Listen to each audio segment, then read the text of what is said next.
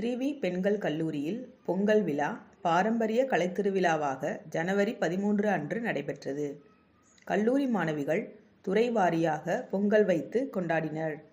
மாணவிகள் கரகம், காவடி, ஒயிலாட்டம், கோலாட்டம், பொய்க்கால் குதிரை மற்றும் முளைப்பாரி போன்ற கலைகளை பசுமையும் பாரம்பரியமும் என்னும் பொருண்மையில் நிகழ்த்தினர். விழாவில் கல்லூரி தலைவர் பழனிசாமி, செயலாளர் மதன், கூட்டுச் செயலாளர் இனிமை, பொருளாளர் சந்திரசேகரன், கல்லூரி முதல்வர் சிந்தனா, பேராசிரியர்கள் மற்றும் கல்லூரி அலுவலர்கள் கலந்து கொண்டு சிறப்பித்தனர்.